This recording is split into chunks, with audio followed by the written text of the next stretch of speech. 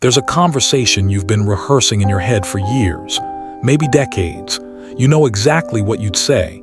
You've played out their response. You've imagined what it would feel like if they just finally said, "I'm sorry, I was wrong. What I did to you mattered." And then you imagine how you'd breathe differently after that, how you'd sleep better, how something deep inside you would finally unlock. But that conversation hasn't happened. And part of you, the part you don't talk about out loud, is starting to wonder if it ever will. If that landed somewhere specific inside you, stay with me, because this video is for a particular kind of person, not someone who had one difficult conversation with a family member. I'm talking about the person who grew up in a house where accountability wasn't really part of the culture, where things were done to you, maybe small things, maybe enormous things, and nobody ever named them. Nobody ever said, "That wasn't okay." Nobody ever circled back. And you are still carrying it, not because you're weak, not because you're stuck in the past, but because something real happened to you and the people who were supposed to see it never did, or they saw it and looked away. What this video is going to do is walk you through why the waiting feels so impossible to let go of, what's actually happening inside you when you keep hopping, and honestly, what it's going to take to stop handing your healing over to someone who may never choose to show up for it. This isn't a video that's going to tell you to just forgive and move on. This is a video that's going to help you understand, so that you can finally stop waiting for something that might not be coming and start building something that doesn't require their permission. Here's the thing nobody tells you about waiting for an apology from a family member. It's not just about what happened. It's about what the apology represents. When someone who hurt you apologizes genuinely, specifically, without deflection, it does something very particular. It confirms that what happened was real. It says, "I see you. I know what I did. And I know it cost you something." That's not a small thing. That is one human being handing another their reality back. And when you grew up in a family that consistently denied, minimized, or rewrote what happened, that confirmation becomes the thing you are starving for. So when people say, "Why can't you just let it go?" This is why. Because letting go without acknowledgement can feel like agreeing that it never happened, like participating in the very erasure that hurt you in the first place. The waiting isn't irrational. The waiting makes complete sense. You are trying to close a loop that someone else opened. You are waiting for the person who created the wound to hand you the thing that heals it. And the brutal truth is, that is both a completely human need and a need that may never get met. Those two things can both be true at the same time. There's a reason you can't just decide to stop hopping. It goes much deeper than willpower. When you are a child, the people who raised you are everything. They are your entire world, your safety, your sense of self, your understanding of how love works. And because children are wired for attachment above almost everything else, you learned very early how to read them. What makes them warm?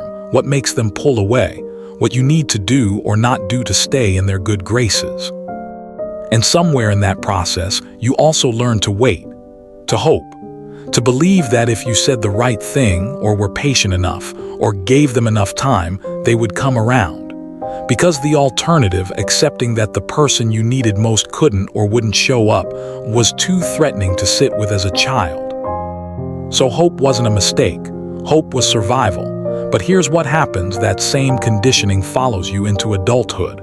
That same hopeful, patient, waiting version of you is still in there, still believing that if the circumstances were just right, they would finally say it. They would finally see it. They would finally choose you.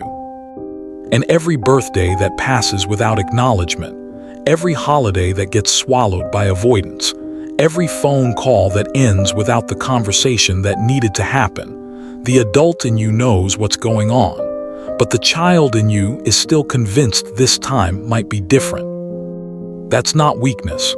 That's a wound that hasn't finished healing yet. Now let's talk about the family system itself, because this is where a lot of people get confused.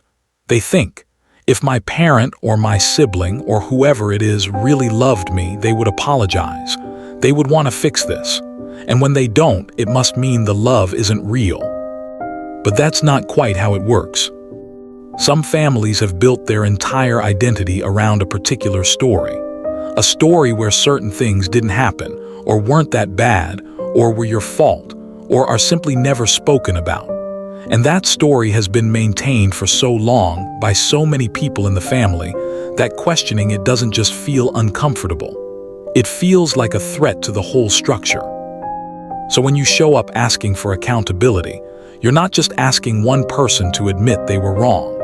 You're asking them to dismantle a version of events that the whole family has agreed on. You're asking them to be the person who broke the peace.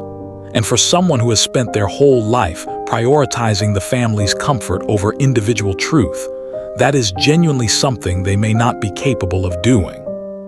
That doesn't mean you imagined it. That doesn't mean it didn't happen. It means you are asking for accountability from someone whose entire system is designed to avoid it. Understanding this won't make it hurt less right away, but it can shift something from "why don't they care about me?" to "this is the limit of what they're capable of." And those are very different places to live. Here's the cost nobody talks about plainly enough. The waiting itself is doing something to you. Every day you spend organized around hopping for that apology is a day your nervous system is still living inside the original wound. Think about what happens when something is unresolved. Your mind returns to it, involuntarily, repeatedly, in conversations, in dreams, in the middle of a completely ordinary Tuesday. You rehearse what you'd say. You replay what happened. You feel the anger, then the grief, then the hope, then the anger again. That cycle isn't just emotionally exhausting. Over time, it literally keeps your body in a state of low-grade stress. And there's something else. When your healing is contingent on someone else's choice, you have given that person enormous power over your life without them having to do a single thing. They don't have to show up. They don't have to acknowledge anything.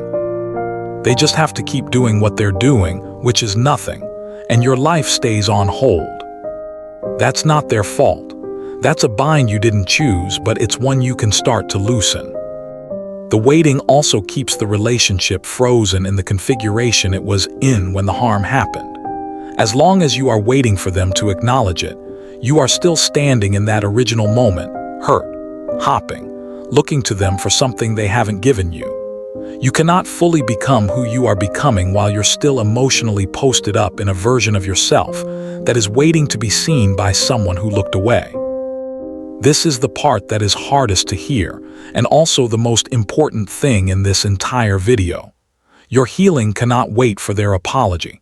Not because you don't deserve one, you may absolutely deserve one, but because healing was never actually theirs to give.